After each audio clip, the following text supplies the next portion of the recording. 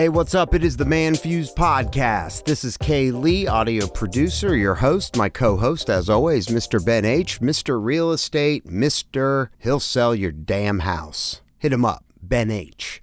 So today on the ManFUzed Podcast, we're going to talk about a song that has really grabbed Ben's attention by a guy who seemingly came out of nowhere. But he has gone completely viral on TikTok. His name is Oliver Anthony, and the song is Rich Men North of Richmond. And it's very controversial. Of course, you've got people coming out saying that he's got an anti-Semitic message. I don't see that. That it's a Republican anthem. Whatever. But he has something to say, and he's not staying silent. And that's the whole point of today's episode. Regardless of what side you're on or what your beliefs are, staying silent is agreeing with the narrative that you might not agree with. Think about that. This song, when I first heard it, it really kind of struck a deep chord with me, and I didn't realize what I was listening to. But this guy, his name's Oliver Anthony. Oliver Anthony. And he's out in the middle of the woods somewhere with a microphone and a guitar with his dogs sitting around him. I don't know if you guys have seen it. A lot of people have seen it by now, so you may have seen this. He's a pretty normal-looking guy. He's got a beard, and, you know, he's like a lot of people right now. I listened to this song, and it just really struck a chord with me. And since then, he's absolutely blown up. This guy has become a national treasure overnight. He's posting shows. He's selling out shows. He's got a bazillion hits on social media. All of a sudden, he's Johnny Cash. You know what I'm saying? He's got 3 songs on Apple's top 10 for the past week since this song dropped. Oliver Anthony, and this song is called Rich Men North of Richmond. I've been selling my soul, working all day, overtime hours for bullshit pay, so I can sit out here and waste my life away, drag back home and drown my troubles away. It's a damn shame what the world's gotten to for people like me, people like you. Wish I could just wake up and it not be true, but it is. Oh, it is living in the new world with an whole soul. These rich men north of Richmond, Lord knows they all just wanna have total control. Wanna know what you think, wanna know what you do, and they don't think you know, but I know that you do. 'Cause your dollar ain't shit, and it's taxed to no end. 'Cause the rich men north of Richmond.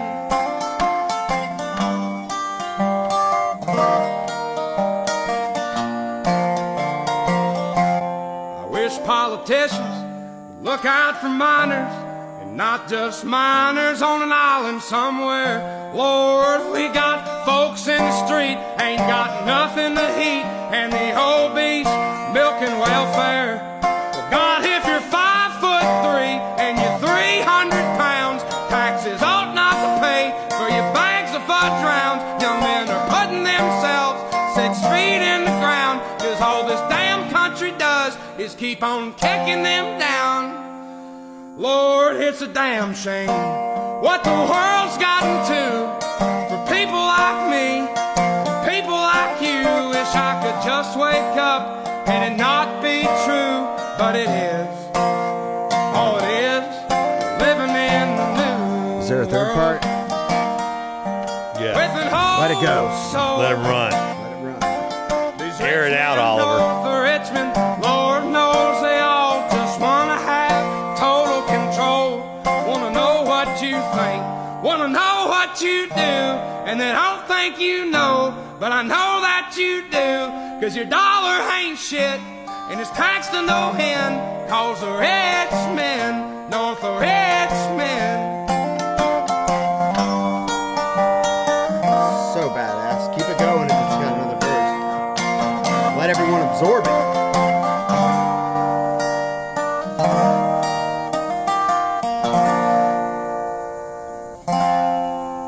it back. I've been selling my soul, working all day, overtime hours for bullshit pay.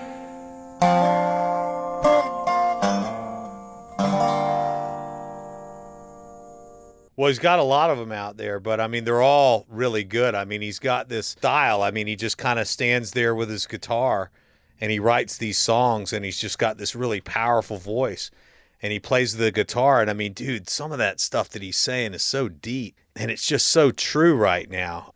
I mean, one of the things he said were, I wish politicians would look out for miners, like coal miners, and not just miners on an island somewhere, talking about the Epstein thing. He just said some really, really profound things. You know, he said there's kids in the street that have nothing to eat while the obese are milking welfare. It just kind of speaks to certainly the way I feel and the way that I see a lot of other people feeling these days about what is happening in this country right now. What are we really going through? And what is the trajectory of this? I have to tell you that I think that this song really captures the soul of America right now. I know there's a lot of people out there doing great. We're doing great. But at the same time, there's a level of discontent, and there's a level of sadness, and there's a lack of pride in what we see happening in our country. I think it's time for people to put down whatever it is that they're afraid of and just start speaking up about it, because, you know, you're not alone. I think people like this guy, Oliver Anthony, for writing this song, because it takes, you know, a poet. Poets, songwriters, and comedians, that's where the truth comes from, man. The truth will come out in comedy. The truth will come out in poetry. It will come out in music. So I just think it's a really profound song, and I think that we've got a lot more to see from Oliver Anthony, and I think that this song is going to be an absolute, I think down the road, we're going to look back, and this is going to be one of the great American songs. And it came out on TikTok. The guy records in his laundry room. I mean, this is not a big country star. This guy's recording shit in his laundry room with blankets up. He's playing music out in the woods with his dogs.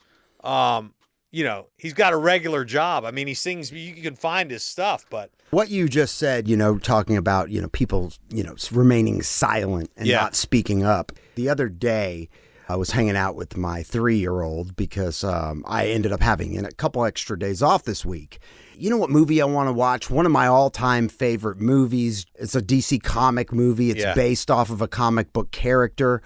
The movie itself has to do with government, and it has to do with citizens. The movie is called For Vendetta, and it has so many messages. Yeah. And I sat here Monday while my daughter was, you know, she was hanging out with me, and I let her get on YouTube Kids because she really likes watching Little Mermaid, you know, shit's on there.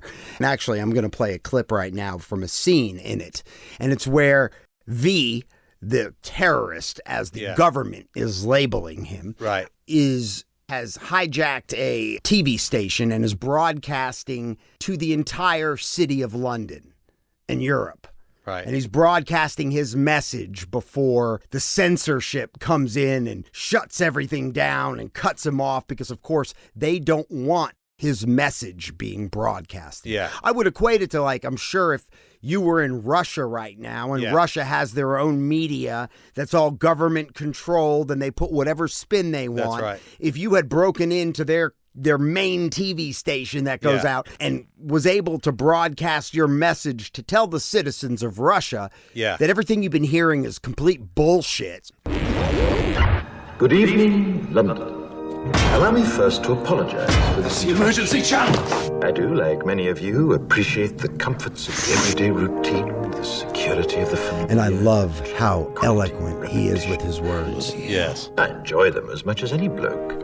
But in the spirit of commemoration, Who's that, Mum? whereby those important events of the past, usually associated with someone's death or the end of some awful bloody struggle, are celebrated with a nice holiday, I thought we could mark this November the 5th A day that is sadly no longer remembered, by taking some time out of our daily lives to sit down and have a little chat.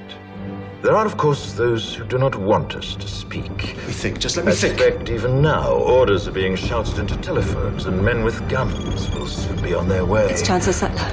Damn it! Why? Because while the truncheon may be used in lieu of conversation, words will always retain their power. Words offer the means to meaning, and for those who will listen, the enunciation of truth. And the truth is, there is something terribly wrong with this country, isn't there? You designed it, sir. You wanted it foolproof. You told me every television in London. Cruelty and injustice, intolerance and oppression. And where once you had the freedom to object, to think and speak as you saw fit, you now have censors and systems of surveillance coercing your conformity and soliciting Cameras. your submission. We need cameras. How did this happen? Who's to blame? Well, certainly there are those who are more responsible than others, and they will be held accountable. But again, truth be told, if you're looking for the guilty, you need only look into a mirror. I know why you did it. I know you were afraid.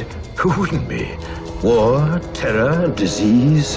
There were a myriad of problems which conspired to corrupt your reason and rob you of your common sense. Fear got the best of you, and in your panic you turned to the now High Chancellor Adam Sutler. He promised you order, he promised you peace, and all he demanded in return was your silent, obedient consent. Inspector, you're almost through. Last night I sought to end that silence. I thought that was powerful. It is very powerful. So all they wanted was your silent, obedient consent. And that's what's happening right now in our country and really in the world. But I can't speak for the rest of the world, but I can speak about our country. I was going through some things and I found a very profound message. And it was so profound of a message that I sat and I listened to it probably 100 times. And I formed my own writings of what I heard. And I'd never heard it said quite like this. It actually blends into what we're talking about. So I want to say before I read this that politically, I've really never been involved. I've really never cared about right wing, left wing, Democrat, Republican. I'm not a staunch conservative. I consider myself a pretty liberal-minded person from the terms that of my generation. Right. Maybe from the terms of this current generation. I'm not. We are, to an extent, products of our, Yes. upbringing and generation. And they're not the end-all, be-all to form what you are or how you think, but they definitely can have that influence. Yeah, an absolutely. impression. So I find myself on really more one side of thinking. I feel that the reason for that is because a lot of what I see looks to me like bullshit. And I'm just not going to go along with bullshit. If it smells like shit and it looks like shit, it's probably bullshit. I'm not going to say, hey, you can't believe what you want to believe, but I'm not going to believe something or espouse something or pretend to go along with something that I think is wrong or untrue. So anyways, here's what I wrote. Truth has become a right-wing concept. You cannot speak it because if you speak it, you are right-wing. And to those who believe the ideology, to be right-wing, to speak truth, is to be in league with the forces of evil. It's a division between ideologies and those who don't subscribe to those ideologies. And the ideologies allow no dissent, no question or negotiation. To the people who promote and believe them, these ideologies represent goodness and brotherhood of man, progress, reason, education. Yet anyone who opposes them is considered to be against all good things, not just those ideologies that they oppose.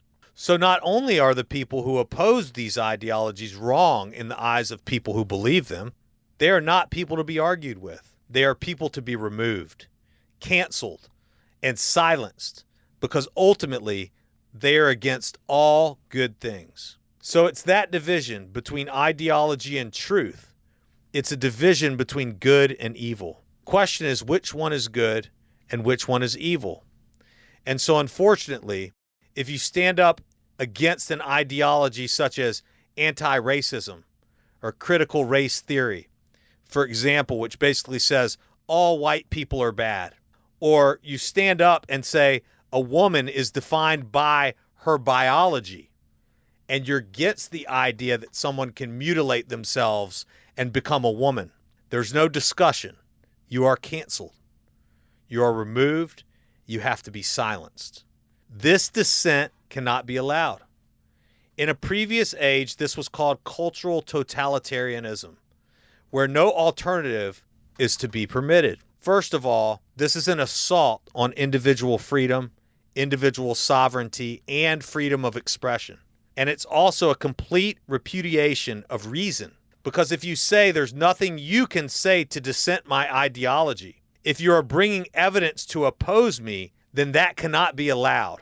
And yet, if they are 100% denying evidence and reality and thinking and engagement with an idea, then they are denying reason itself. So the irony is that in an age of supposed reason, they are so rational that they have dispensed religion. They say only idiots have some kind of religious sense because it's not based on reason. That's the thinking. So they are so rational that they have gotten rid of religion. And yet, by being so closed off, they are reputing rationality completely, which doesn't add up. So then we are in an age of unreason. And that is what has been unleashed, the age of unreason. But as for me and my family, we are Christians. We believe in God sending his only son, Jesus, and we believe in the Bible, the part we have been given and the parts removed. We love all people. We believe in individual sovereignty, freedom of speech, freedom of religion. We believe in the right to be who you want to be and love who you want to love.